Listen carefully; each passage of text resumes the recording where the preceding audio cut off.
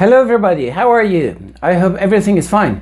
Well, today's lesson is about direct and indirect speech or reported speech. These structures are very useful, particularly when you are talking about somebody else. When you're in a way reporting, when you have quotation marks, when you talk about somebody's decision or somebody's statement or somebody's question.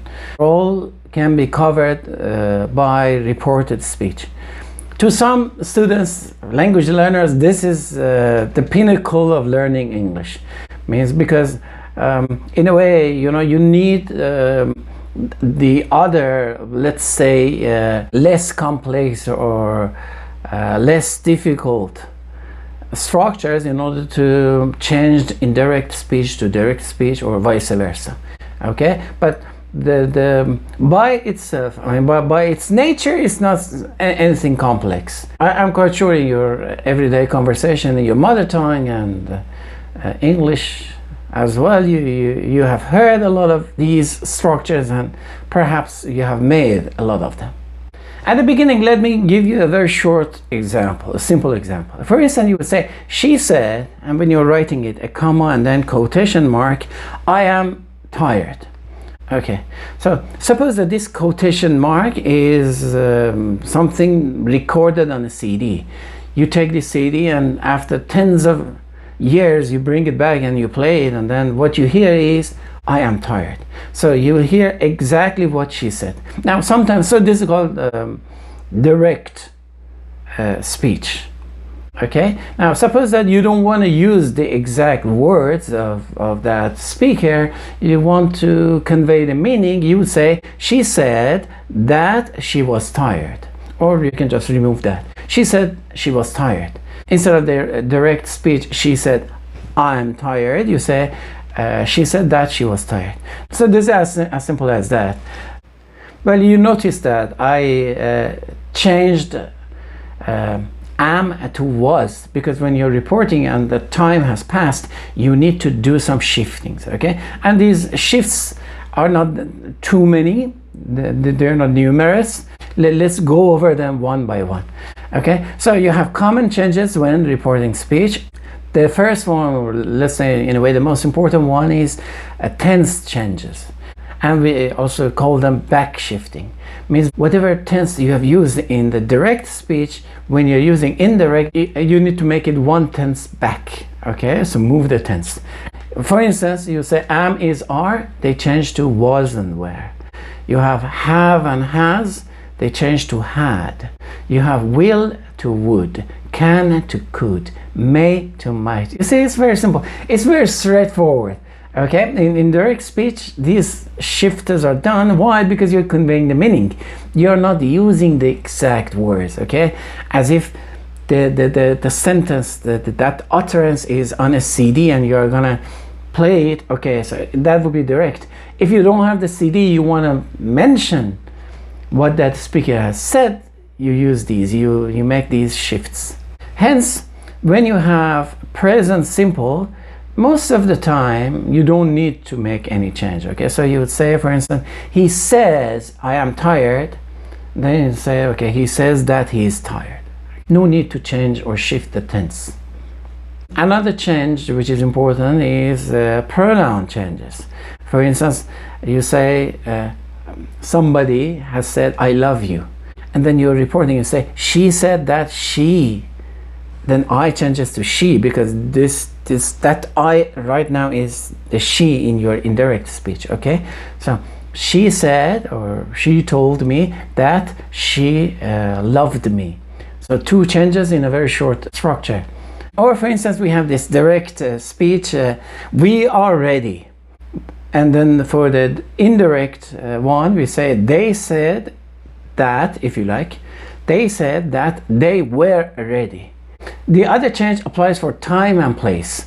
Okay, so we have, for instance, today changes to that day. For instance, I'll do it today. He said that he would do it that day. So we don't say he would do it today. No, he would do it that day. Again, because you are conveying the meaning. Tomorrow changes the next day or the following day. I'll call you tomorrow directly. And then so she said that she would call me the next day. Yesterday changes to the day before or the previous day. I met her yesterday. This is the direct one. And indirectly you say, he said that he had met her the day before. Also, now changes to then. I'm studying now. She said that she was studying then. And here changes to there. I live here. He said that he lived there. Now we have a few types, 5, 6, okay, of different sentence types. The first, or you say maybe the most frequent one is statements. Like for instance, I'm learning English. He said that he was learning English. Okay, so just for the statement, you need to do those changes, okay, of time and pronouns and place and tense, and you'll be good. Just one note here, if that we don't need to change the tense if the statement is still true. For instance, the earth is round. He said the earth is round. Okay, so something that when you are reporting facts, no need to change the tense. Okay. And please note, I will give you many examples in a few minutes. The second type of direct and indirect speech is yes-no questions. You know that making questions is very important, okay? Almost 80% of the time you are either asking a question or answering somebody else's question. So questions are important. If you want to turn a yes-no question from direct to indirect, you just use one of these two words, if or whether. Okay, in order to link the two parts of the indirect speech. For instance, do you like coffee? And then indirectly you say, she asked if or whether I liked coffee. Okay, remember the indirect one is conveys the meaning of the question, but it's not in a question format. And you know, in order to make questions, you need to play with the auxiliary. Okay, so here you don't see any auxiliary. I repeat, do you like coffee? She asked if I liked coffee. Or she asked whether I liked coffee. Then we have WH questions, okay? So anyway, WH questions are simpler than yes-no questions because you just, for the linking part, you just need that WH question, okay? Just change the format of question into the normal statement, you'll be good, okay? So, for instance, we have, where do you live? He asked where I lived. What are you doing? She asked what I was doing. Okay, so please remember that you have to turn the question format in the second part into the statement.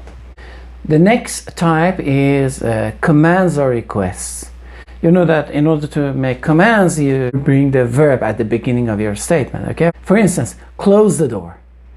She told me to close the door. You just need to use to before your verb, okay? She told me to close the door.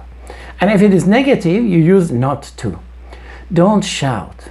He told us not to shout. Okay, so if it is positive, just to. If it is negative, not to.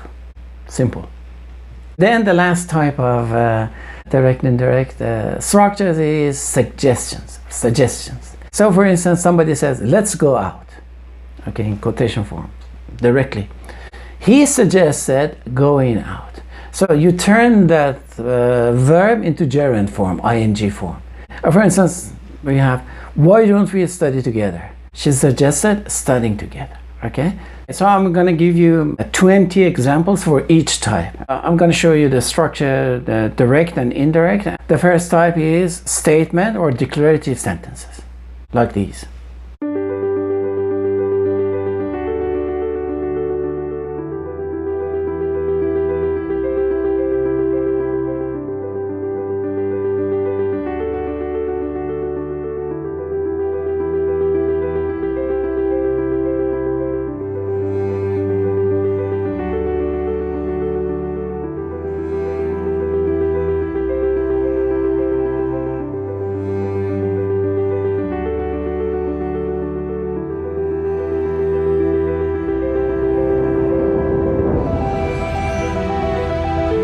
Now the next one is yes-no questions, okay? So let's just have a look at the examples.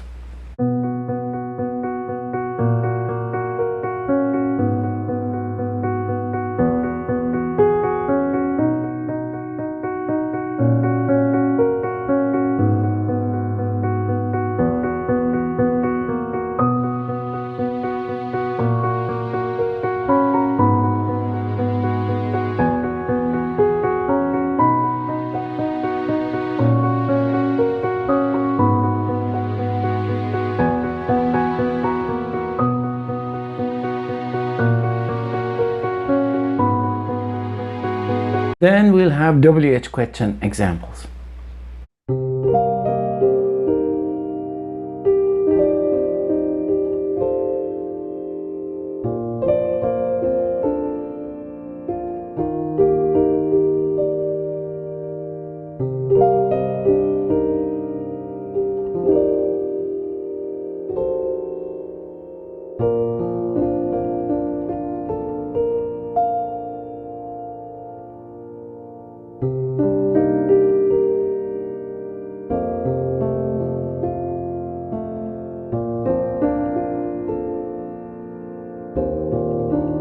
And now commands and requests.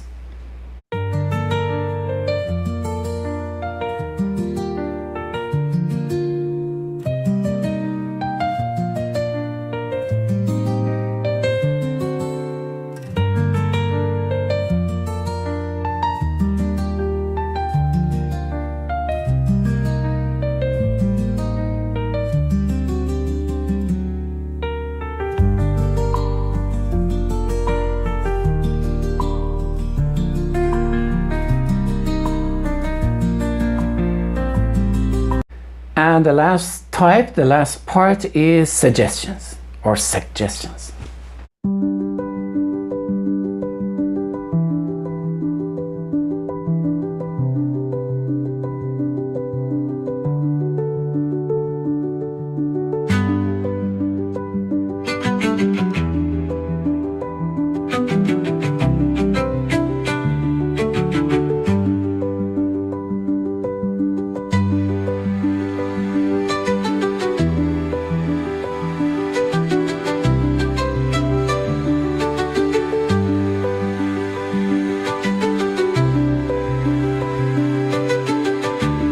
I hope you like these examples.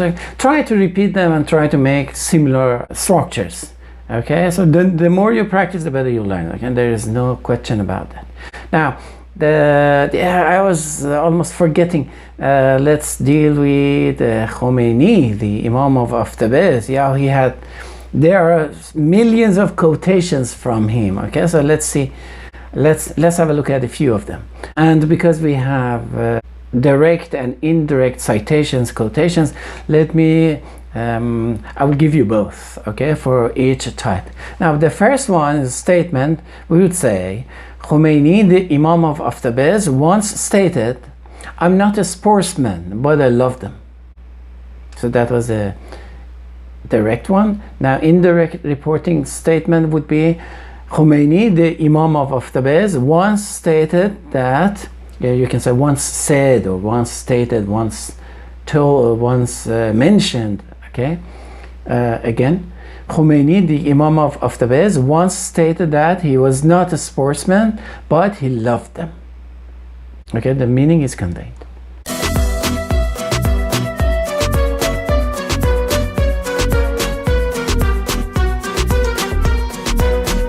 Now, for yes/no question, you would say Khomeini asked his wife, "Will this aftabe look good in the living room?" And for the indirect one, Khomeini asked his wife if that aftabe, or whether that aftabe would look good in the living room.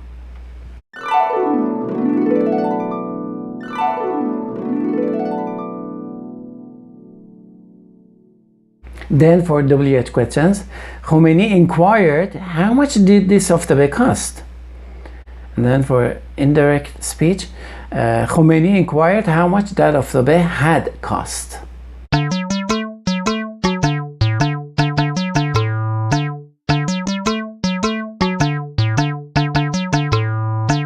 And then we have command or request. Khomeini warned Sayyid Ahmad, his son, "Don't put the aftabe near the fireplace." And then for indirect, you would say, Khomeini warned Ahmad, the lazy, that is how I call him, not to put the aftabe near the fireplace.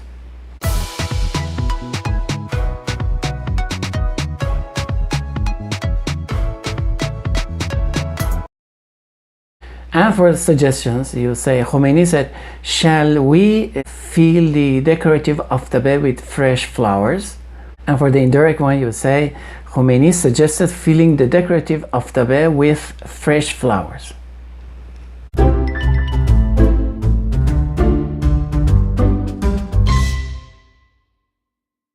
All right, so good with Imam of Tabriz and lost all those quotations.